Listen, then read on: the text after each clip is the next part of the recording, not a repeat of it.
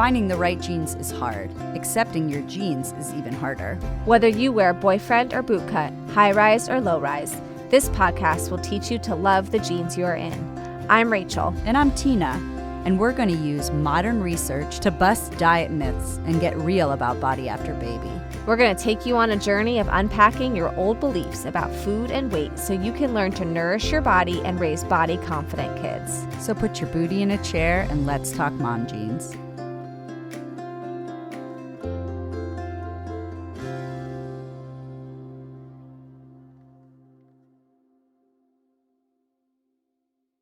We are in a series called Your Story, where our guests will be sharing the story of healing their relationship with their body.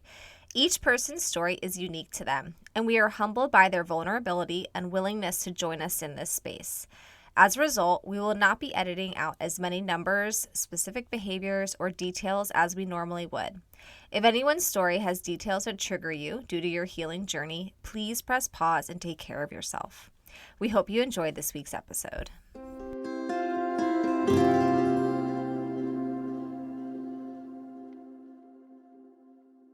All right, welcome listeners. Today we are sharing the story of Kylie Mitchell. She is known for her social media handle and blog, I'ma Eat That. I love that. And we are super excited for you all to hear that in a minute.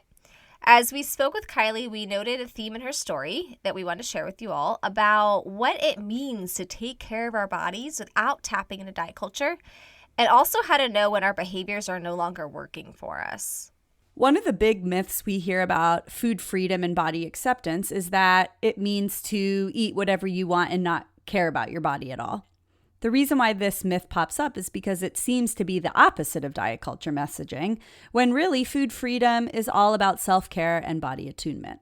Yeah, it definitely can hold both. And I think a lot of my clients come to me and it's like, well, if I have food freedom, then I'll just eat whatever I want whenever I want. And they don't really understand how to hold that middle ground. So we try to help clients, and I love what Kylie talked about today, of how to redefine self-care as a whole body experience. That can include honoring your physical, emotional, and mental needs. And guess what? Reality is, when you're in food freedom, sometimes your body wants veggies, and sometimes it wants ice cream, because both are great. And sometimes your body craves movement in a variety of ways, and sometimes it craves rest to heal and recuperate. The bottom line is body trust will increase body attunement. So we wanted to touch on one principle in intuitive eating, and it is principle number 8, called respecting your body. The brief definition of respecting your body is accept your genetic blueprint. Just as a person with a shoe size of 8 would not expect to realistically squeeze into a size 6. It is equally futile and uncomfortable to have a similar expectation about body size, but mostly respect your body so that you can feel better about who you are. It's hard to reject the diet mentality if you are unrealistic and overcritical of your body size or shape. All bodies deserve dignity. So today, as you listen to Kylie's story and as you navigate healing your body, try to keep this reflection prompt in mind. How do I learn to take care of my body and listen to it so I can feel truly at home in it? Here is a little bit about Kylie before we transition into the interview. Kylie Mitchell is a non-diet dietitian who helps make eating and being in your body less complicated. She owns I'ma Eat That, which consists of a blog and a private practice that supports and encourages women who struggle to feel at home in their natural body size. In addition to her work in the eating disorder and disordered eating field, Kylie also is a mom to 2 young children. Let's get to it.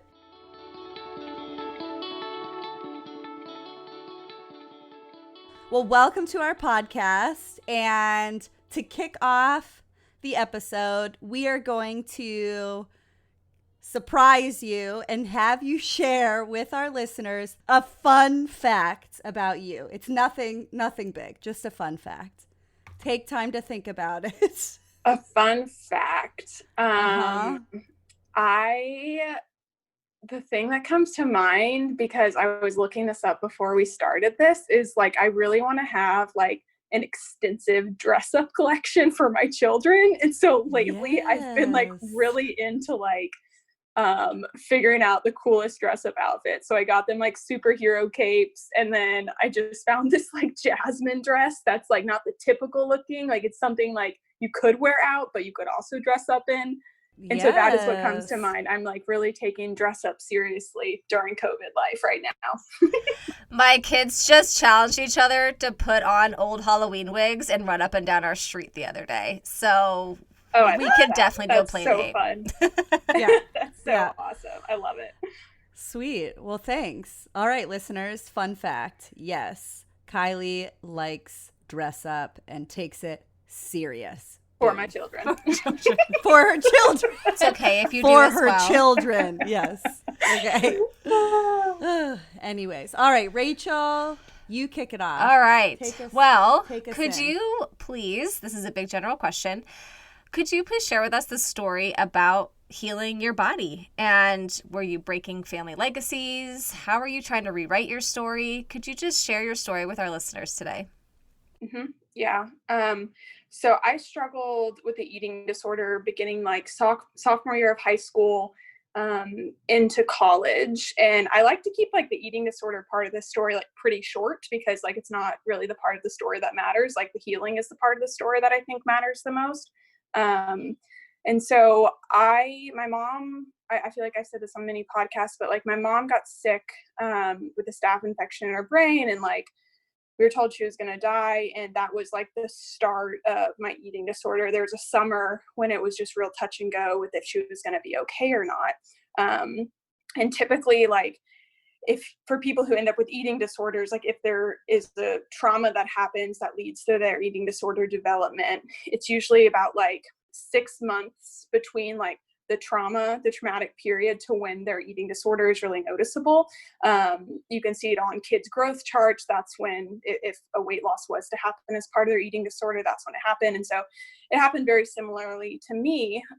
Just that summer, it was just so much with, you're going to lose a parent. That's a huge trauma, to everything's fine and she's coming home and we're all good. And so it was just such a crazy time. And so I just started coping with food, exercise, and manipulating my body size.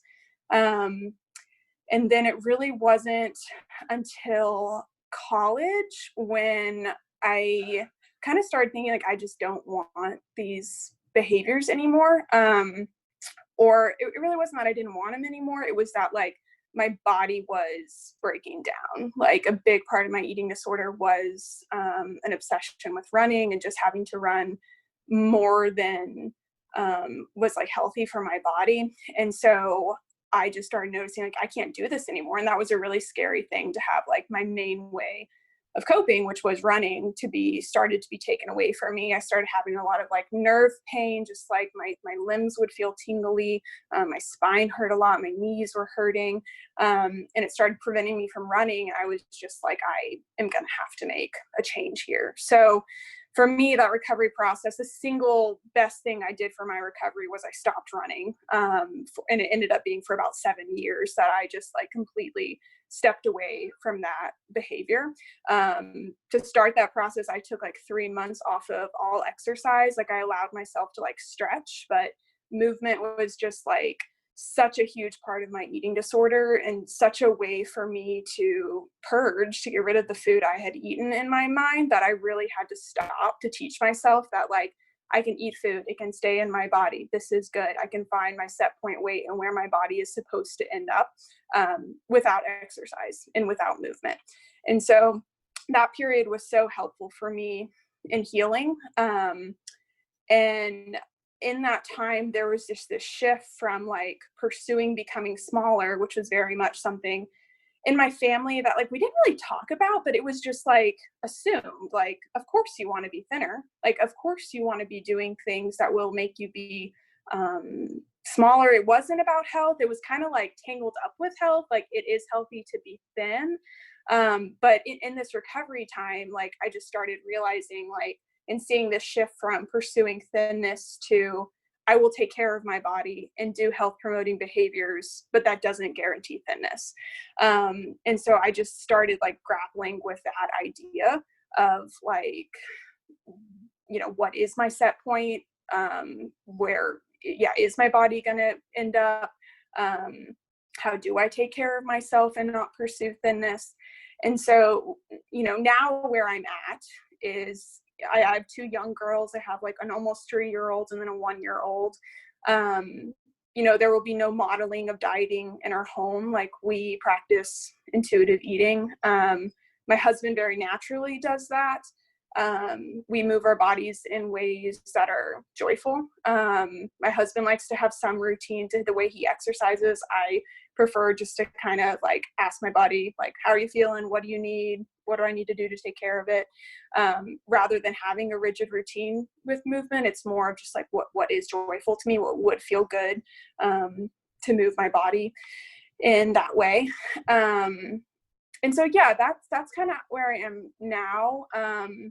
I think about as my girls get older and them having fat like on their body, like how I do want to be honest that like it's not always easy to have fat on your body in our culture. Like, I don't want to pretend that like it's so easy to accept your natural body size and just go through your life with fat on you. I want them to know like it's not their job to become smaller. Like, I do believe we have like a personal responsibility to take care of our bodies, but like we do not have the responsibility to make sure we become a certain size. So I think about how I'll be navigating that conversation as my girls have influences that aren't just me, like in school, and when dieting becomes a thing that they may want to do.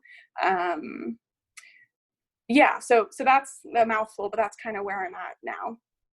Yeah, I have my first thought maybe for listeners I think it's really important, like you sharing, hey, I took a 7-year break from this movement that I actually really liked, but I recognize the kind of disordered relationship there. And so now, having gone through that experience, can you say that you have a balanced relationship with running, or that's something that you've decided like I don't really actually like it? Or Mm-hmm. Yeah, this was like one of the last healing parts I feel that happen. Running is like very hard on my body, and so there are times in the past 7 years where I've noticed a craving for running. Like, that would feel really nice, and I just found like I don't need to run even like half a mile to like satisfy that craving. Like, I can literally run like a quarter mile and be like, that felt awesome, and I'm done. And so I think just being able to listen to your body and respond to what it's asking of you is good. Like, when you're tired, you rest. And so there are times I do run now. I don't think I will ever train for anything because and that's been hard for me because that is something I enjoyed in the past, even though it was like tangled up in the eating disorder, like training for a race or something. But to do that, you have to go against what your body is asking of you. For me, in my experience, at least, like to follow a schedule. And I much prefer to like listen to my body and take care of it. I don't think everyone who trains for something isn't taking care of themselves at all. Like, different people need different things. But like, yeah, where I'm at now, like, I can run and not need to do it the next day, or not even need to do it for the rest of the month. It's a very sporadic thing. I do still find it to be like a fun way to move my body, but I also recognize like I had to step away from it for 7 years to like get to this place. And I'm like very protective of that. Like, if running ever felt compulsive or like it made me more preoccupied with my body size, which there were times when I have ran in the past and it did, like within that 7 years, I would just go for like a short jog and I'm like, I'm more preoccupied with like my body size. I feel like I can't tune into my hunger and fullness cues quite as well. I'm not interested in doing this. I don't want to give up like the intuitive nature I've developed, because exercise is something that can interfere with like intuitive eating and your hunger and fullness cues, because it can dysregulate a bit how you're connecting with your body. And so I do feel like I've found like a healthy relationship with running now, but it looks drastically different than running and my eating disorder. It's not a way to cope. I would never cope with running. My coping is very still. My coping is sitting, it's journaling, it's going to therapy. There's no processing with exercise. Exercise adds more joy. Movement adds more joy to my life. It's not a way to distract anymore, just because that was always a part of the eating disorder for me. And if I ever started coping with like eating disorder behaviors again, obviously that would be bad. So right. Yeah. Yeah. But I think it's motivational to be like, hey, wait, I had to walk away for this period of time, which I know is different for every person, but that, you know, this healing relationship can come in the end, and it's a positive one, but it does look different. So I think that's awesome. I wanted to touch on like what makes you passionate about sharing your story and what you share on your social media. Like, why have you chosen that platform to be vulnerable, to share your story, to allow listeners really into a vulnerable place in your life? Mm-hmm. Yeah. I think at first, you know, I really liked Instagram and I loved just that way to connect with people. And I felt like there were about a lot of bad influences out there from like just people who have orthorexia and don't realize they have orthorexia and just like promote it as wellness.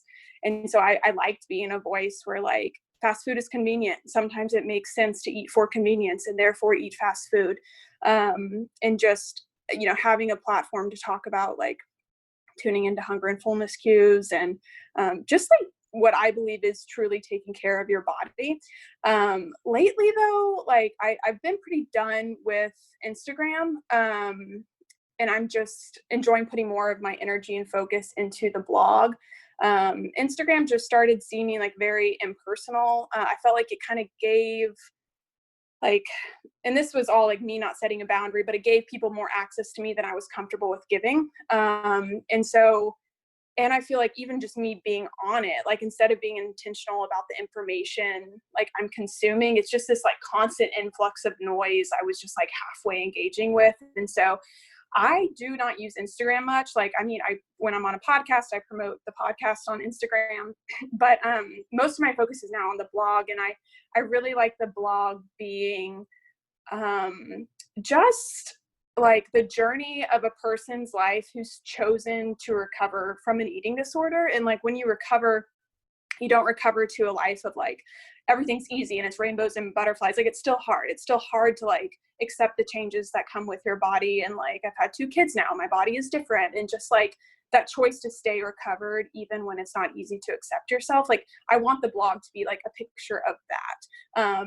I don't think it's always for like people who are, you know, in the beginning of eating disorder recovery. I think it's more for people who are like in the mid to like end or past recovery, and just are working to, you know, accept their body size, even though it's not easy.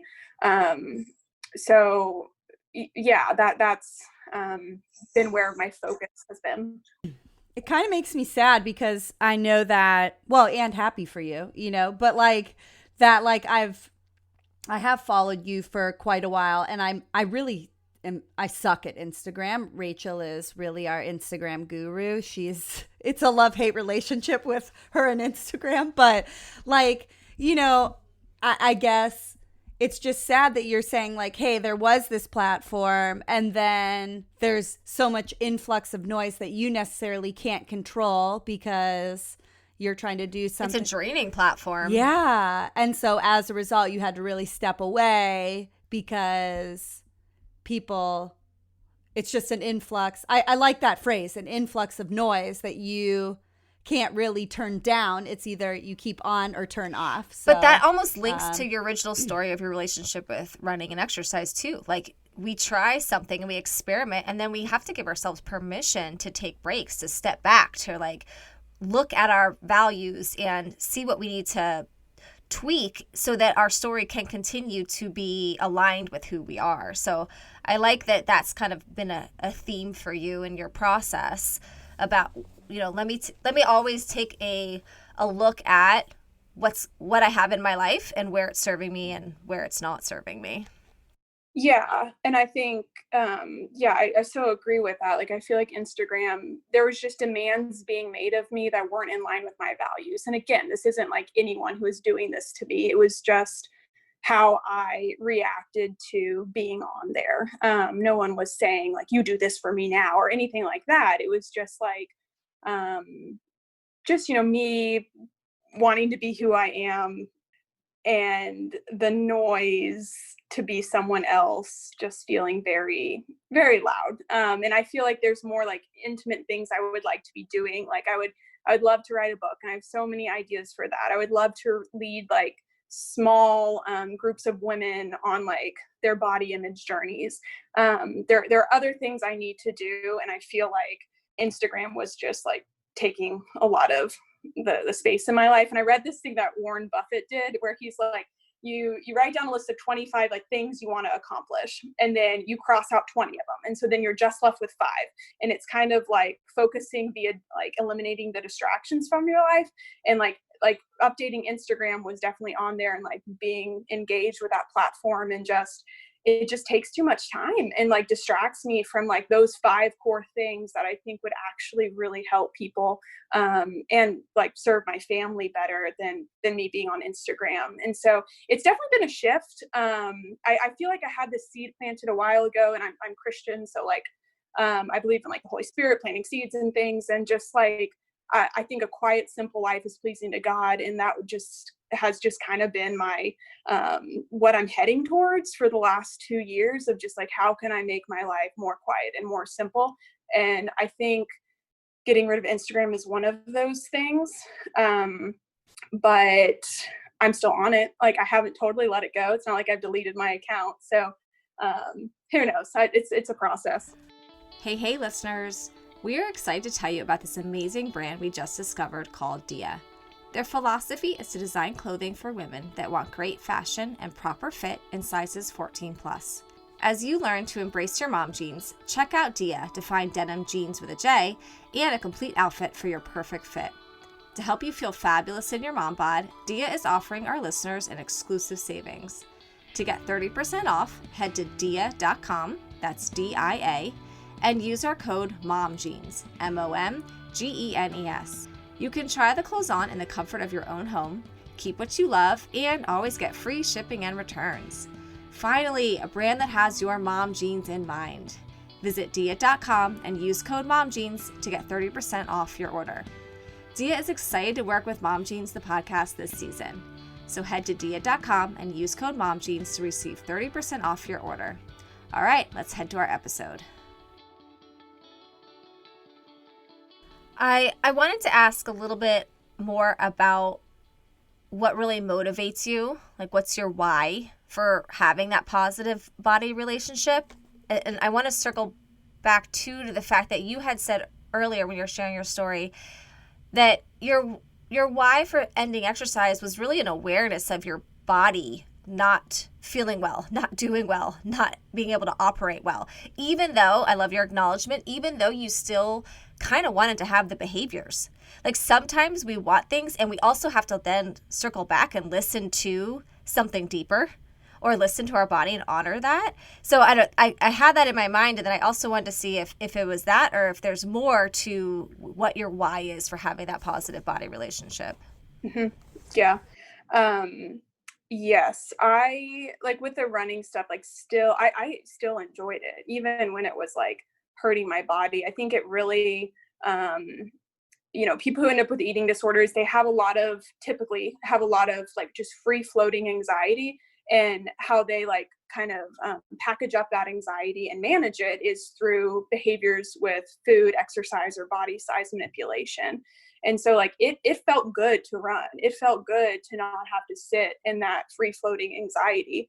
But at some point I decided that like, yes, it's harming my body, and this is not the life I want for myself. I want to wake up and have slow mornings. I don't have to want to move every day. I don't want to have this like internal clock, like thinking, did I move today? Did I not move today? Like I want freedom from that. And I have that now. And so I would say my why for having a positive body relationship it's really for me. Like, I don't want to hate myself. I think it's exhausting to go through life without feeling at home in your body. I think, trying to lose weight and become smaller, or even like to have so much focus and obsession of like maintaining your weight, is a constant attempt to be someone you weren't created to be. It's trying to be someone different. I'm not against weight loss. Like, I think weight loss can be a side effect of caring for yourself, for sure. That was not my case. But I feel like my why is really because I don't want to go through life hating myself. Like, that's just such an exhausting way to go through life. I've heard the analogy. It's like driving around in your car with the emergency brake on. That's like very wearing to the car. And hating yourself is very wearing on your body. It's very hard to care for something you hate and to do nice things for it. And so I think I'm my why, because that's a horrible, exhausting, draining way to live. I love that. I feel like a lot of times people are doing it for others. And I love when it can like really circle back and be like, no, wait, like I'm the core to all this. And I think like you bring up a good point. Like, there is research out there showing that like the constant preoccupation and obsession about our body actually causes our body to stay really stressed and be at a space where it really doesn't want to be. And that a lot of the healing truly comes when we can fully engage in that surrender. And then our body can release that trauma, release that stress, release whatever tension is there. And then it finds its place. Now, granted, these places I call tiers. They're life tiers. So a lot of times when working with clients, I talk about the fact that like we're never going to be the same weight because there's different tiers in our life. We had a child tier, we had a teenage tier, we had a pre-mom tier or pre-parent tier, post-parent tier, like all these different tiers in our life. We're going to hit the menopause tier. Whatever that may be, that causes our body to shift and change. So this idea of like set point theory, I'm not trying to disprove it or anything, but like to lock onto this idea that we're meant to stay the same weight for the rest of our lives. I think we're setting ourselves up for disappointment if we're really latching on to that.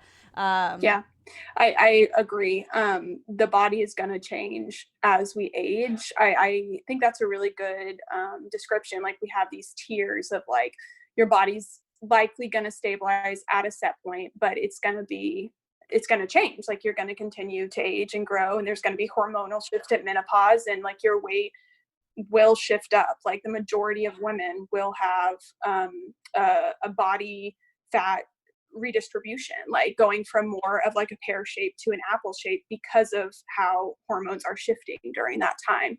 And I don't think that's something to fight. I mean, your job is to take care of yourself. We don't get to guarantee thinness. And again, this isn't easy. But I just think it's exhausting to always be like thinking we're going to stay the same.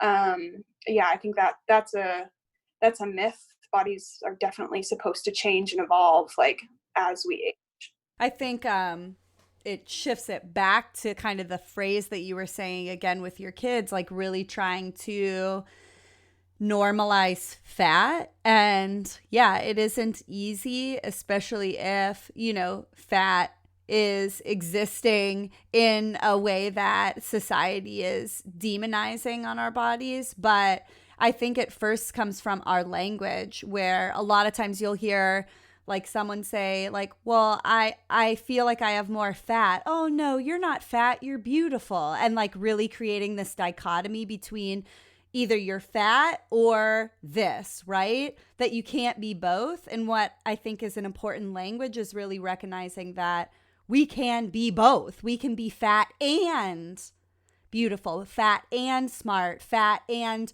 whatever you want to insert there, that it isn't either or, right? And so really helping normalize that for ourselves as we enter into these tiers, or as we really come into that body trust or body respect, even before maybe acceptance, and then hopefully shifting that onto our kids so that they can really learn that philosophy.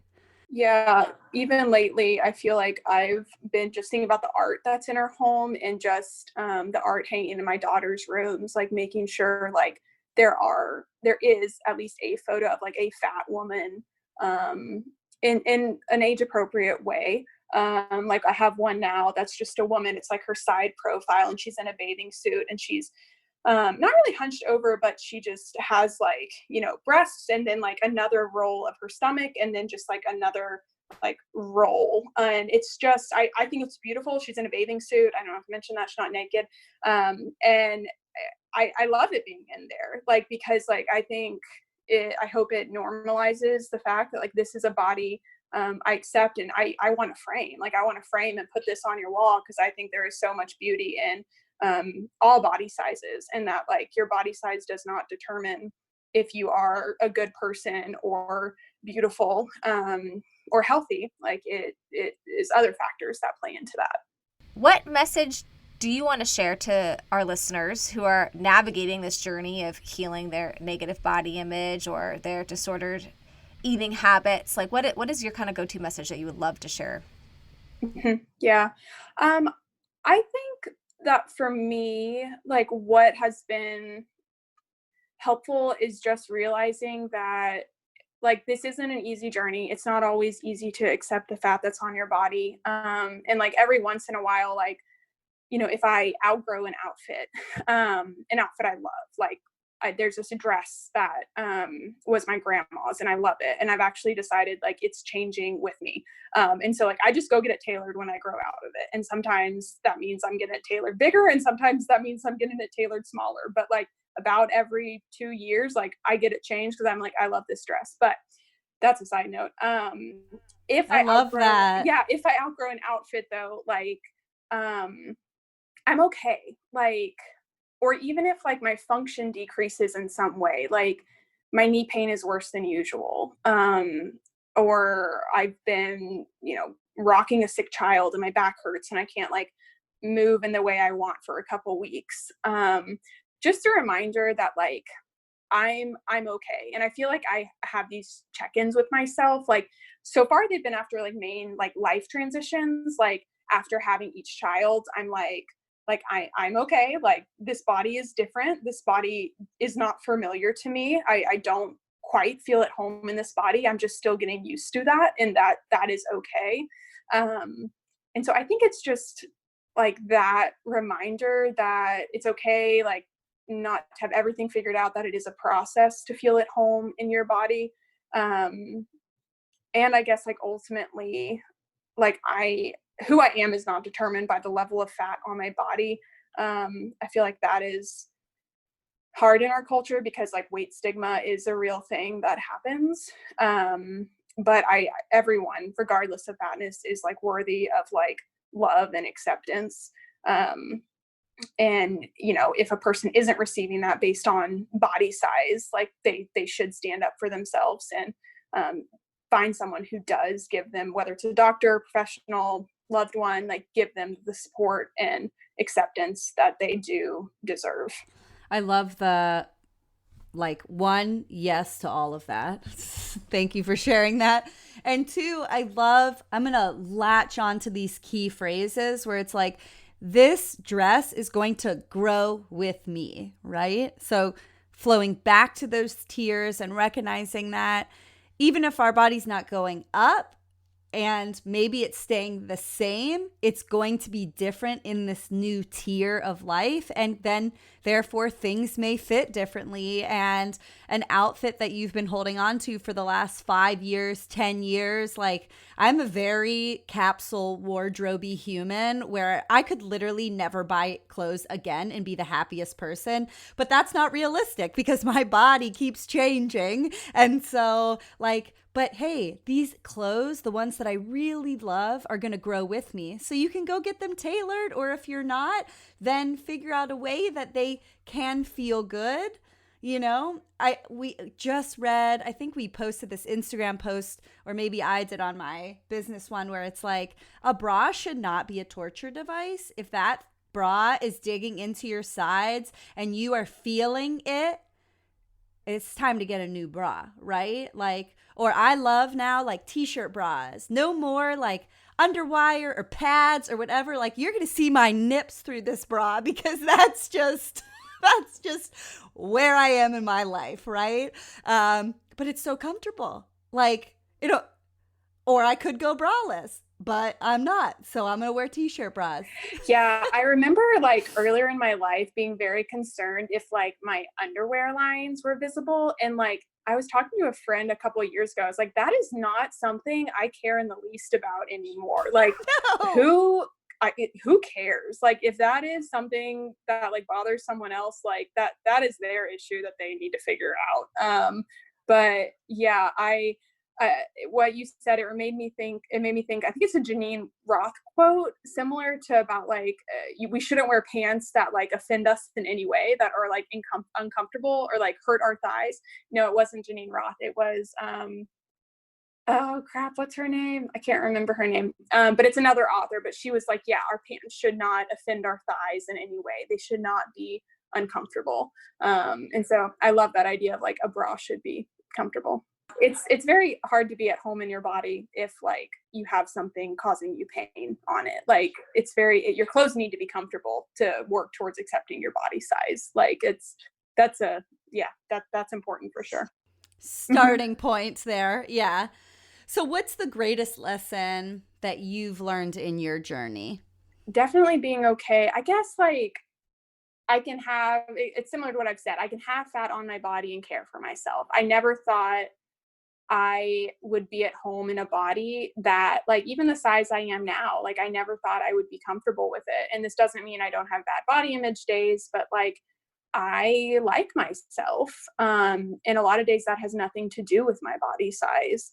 And so I guess like I never thought I would feel like at home and comfortable in a body that is this size. And I love being this size. The size my eating disorder wanted me to be is just so comical. And just, it was so off of like what I was truly supposed to weigh. And I think it's just kind of shocking that like I could find peace, at a size my eating disorder convinced me I would be miserable at. What are some of your go-to resources that have been helpful for you or that you would want to share with our listeners? Yeah. I've always liked the Food Psych podcast. That was super helpful for me in the beginning of recovery. I love the Intuitive Eating book by Evelyn Tribole. I love Body Respect by Linda Bacon.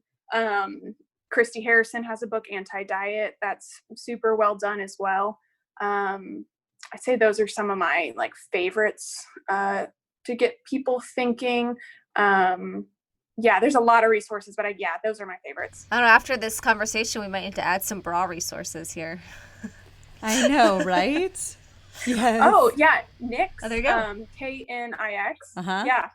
Sweet. If they're good. They don't have like underwire. And some of my clients in larger bodies have like really like that. They have like realistic sizes that are great for all body sizes. Love that. There you go. There you go. So where can our listeners find you, especially since you're dialing back from Instagram? Tell us about your blog. Yeah, so I blog at imaigeatthat.com. I post every Wednesday. I try to have the post up by 9 a.m. unless like one of my children is in need of something, so it's usually not up by 9 a.m., but around then. But yeah, not on Instagram much anymore. I'd say the blog is the best place. I like to respond to the comments I get on the blog. I love the discussions people have in the comment section. And yeah, that's the best place to find me until I decide to write a book or start a support group or something. Yeah. Awesome. And do you have a private practice as well, or? Yeah, I do. I work with people who have disordered eating or eating disorders. I'm a dietitian. And so if people would like to work with me, they can always reach out. Right now, everything's virtual because of COVID, which I like some days and hate some days. So yeah. Yeah, I think my eyes are bleeding by the end of the day. But it's, at least I don't have to sit in traffic, Right? So I know. Seeing the light on all angles. Well, awesome. Thanks so much for coming on the podcast. We appreciate the chat and for you sharing your story. Thank you so much. Yeah, thanks so much, guys. This was great. Awesome.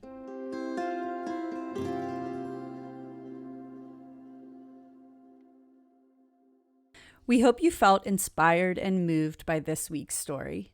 Please reach out to the person interviewed to connect with them in the ways they listed, or you can check out our social media pages at Mom Jeans, the podcast, for details on the episode and to find our guests' information. If you love the episode, please leave us a rating and review us on iTunes and recommend this episode to a friend. We are sending you the inner strength to accept your jeans with a G and wear the jeans with a J. Bye.